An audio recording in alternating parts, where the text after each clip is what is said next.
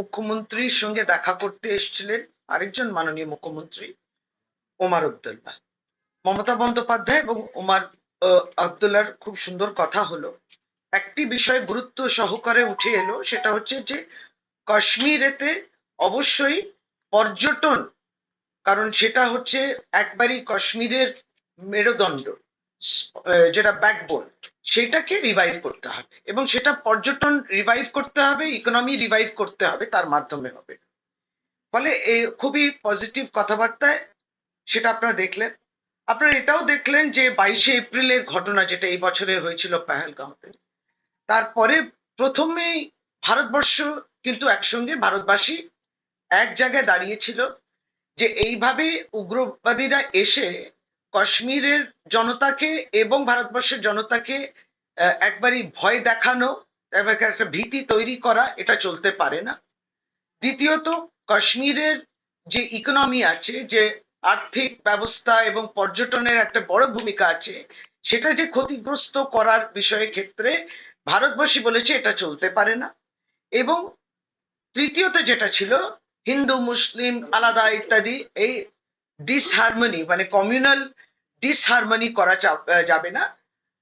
এই বার্তাগুলো কিন্তু ভারতবর্ষের পক্ষ থেকে এসেছিল, কেন্দ্রীয় সরকারের পক্ষ থেকে এসেছিল। আমরা প্রত্যেকেই সমর্থন জানিয়ে বিভিন্ন টিমগুলো আপনারা দেখলেন ভারতবর্ষের বাইরেও গেছে। তখন ফরেন সেক্রেটারি বিক্রম মিস্ত্রি সেটাও বলেছিলেন যে কাশ্মীরের সকলেই আসুন, যদি পর্যটন করতে আসেন অন্যত্র নিশ্চয়ই 3 দিন অন্তত কাশ্মীরে থেকে যাবেন। এরকম পজিটিভ কথাগুলো হচ্ছিল, পর্যটনের পক্ষে কথা হচ্ছিল। পর্যটনের পক্ষে কাশ্মীরে প্রধানমন্ত্রীও বলেছেন। গতকালকে পশ্চিমবাংলায় LOP, leader of the opposition, তিনি বলছেন যে কোনো বাঙালি যেন কাশ্মীর যেন না যায়। কেন?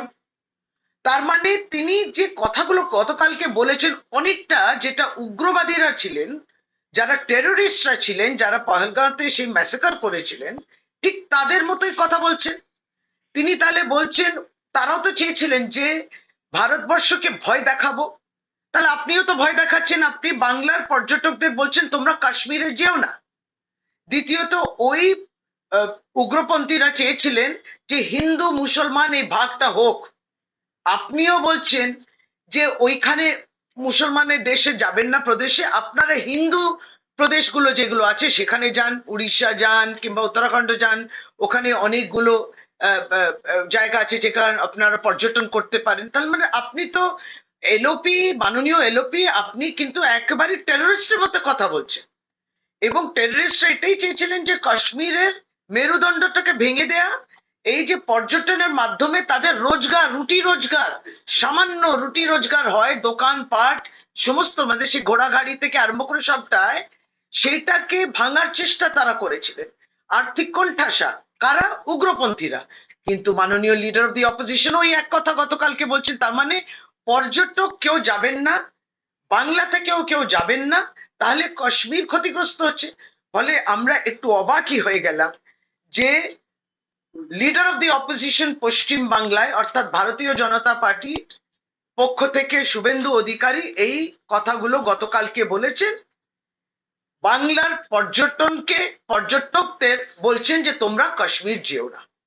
এইটার বিরুদ্ধে নিশ্চয়ই বাংলার যারা পর্যটক আছেন তার বিরুদ্ধে দাঁড়াবেন এবং তারা পর্যটনে বেরিয়েও পড়েছেন অনেকদিন আগে, কাশ্মীরও গেছেন তারা। সুতরাং তার কথা কিছু এসে যায় না, কিন্তু এটা বাংলা থেকে এই সিগন্যালটা হতে পারে না। একজন দায়িত্ব নিয়ে যিনি এলওপি হন, তার একটা অত্যন্ত গুরুত্বপূর্ণ ভূমিকা থাকে। ফলে ভারতীয় জনতা পার্টির নবনির্বাচিত সভাপতি এই বিষয় নিয়ে কি বলছেন সেটা জানি না, কিন্তু আমরা এটুকুই বলি যে পাকিস্তানকে কিংবা পাকিস্তানের যে ন্যারেটিভটাকে যদি কেউ সমর্থন করে এই কথাগুলো বলে, কিংবা বাংলাদেশের যে ন্যারেটিভ আছে সেই সমর্থন করে, কারণ মাননীয় এলওপি এক সময় বলেছিলেন এই কিছুদিন আগে যে বাংলার সরকার থেকে তার নাকি মোহাম্মদ ইউনূসের সরকার আরো বেটার মনে হচ্ছে। যারা যেখানে দুর্গা টেম্পল, দুর্গা মন্দির ভেঙেছে, হিন্দুদের উপর অত্যাচার হচ্ছে, তবুও তার মনে হচ্ছে যে বাংলার সরকার থেকে ভালো বাংলাদেশের সরকার।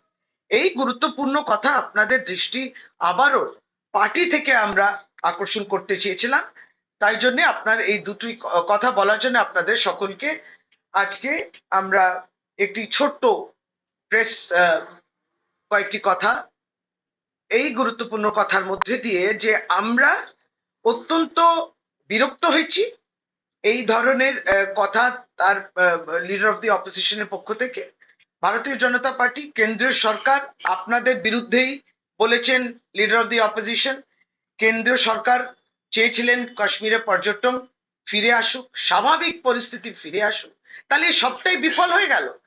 কেন্দ্র সরকার যা বলল, বিভিন্ন টিম যেগুলো বিভিন্ন সাংসদ বিভিন্ন দল থেকে তারা গিয়েছিলেন ভারতবর্ষের বাইরে, ভারতবর্ষের প্রকৃত ভাবমূর্তি এবং প্রকৃত তাদের কথার যেটা আছে দৃষ্টিভঙ্গি পেহেলগাঁও ম্যাসেকার নিয়ে এবং অপারেশন সিঁদুরকে তাকে প্রশ্ন করতে হবে। আমরা বলছি যে বাংলার পর্যটকদের আপনি এই ফরমান দিতে পারেন না, এই ফরমানটা গ্রহণযোগ্য নয়, এটাই আমাদের বলা। এবং গতকালকে ওমর আব্দুল্লাহ আসাতে তার এত কি অ্যালার্জি হয়েছে আমি ঠিক জানি না।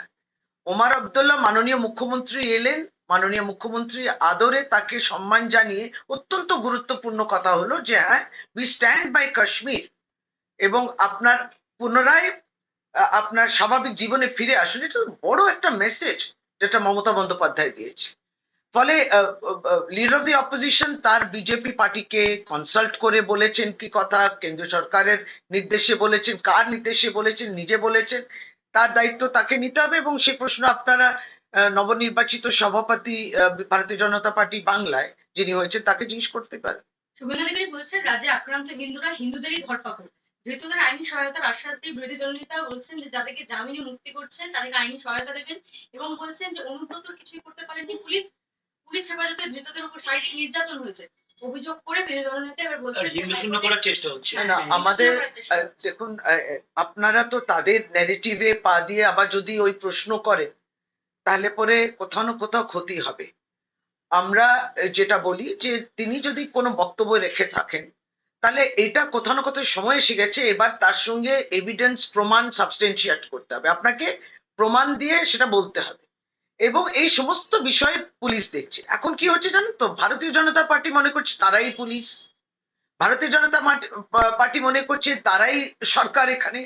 এরকম একটা ভাবমূর্তি নিয়ে তারা প্রতিদিন প্রতিনিয়ত একটি কথা বলার চেষ্টা করেন, বিভাজনের পক্ষে সারাক্ষণ কথা বলছেন এবং যে ঘটনাটা হয়নি সেটা নিয়ে বলছে।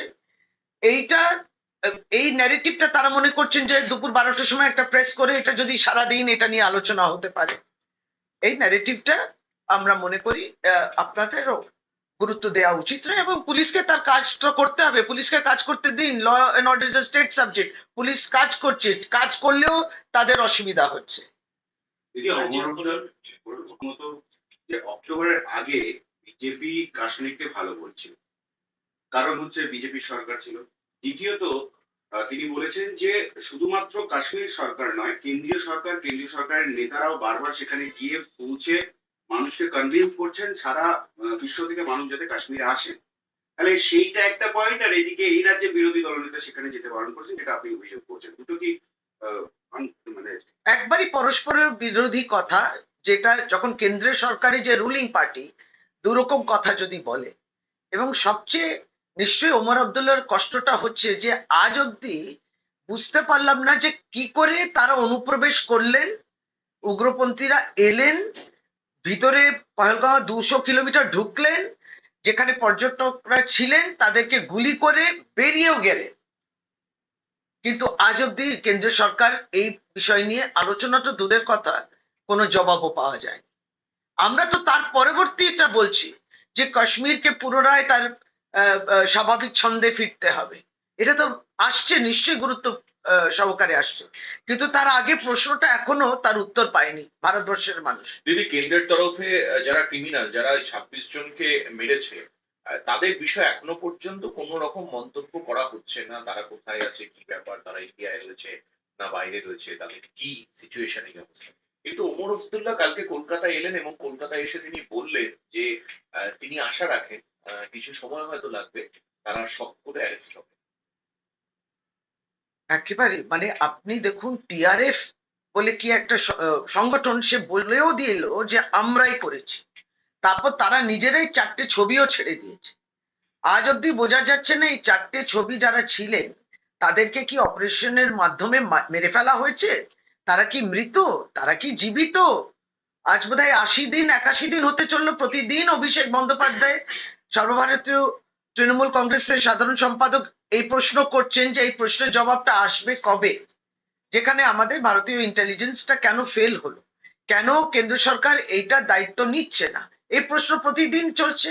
যত দেখি পার্লামেন্টটা করলে তারা তো যদি জবাব দেয়, কিন্তু এটা তো সত্যি যে ওমর আব্দুল্লাহ নিশ্চয়ই একজন আহ, আহ, দায়িত্বে যখন একটা রাজ্য সরকার হিসেবে থাকেন কিংবা মুখ্যমন্ত্রী থাকেন, তখন সে দায়িত্ব নিয়ে তিনি বলছেন যে ঠিক আছে আমরা অপেক্ষায় রইলাম, কিন্তু এই চারজন যারা এই ঘটনাটা করেছিল কিংবা আরো যারা মাথায় ছিলেন তারা যেন শাস্তি তারা পাবে, সেই আশাটা তো বেঁধে রেখেছেন তিনি। এটি ওড়িশা সরকার দুজন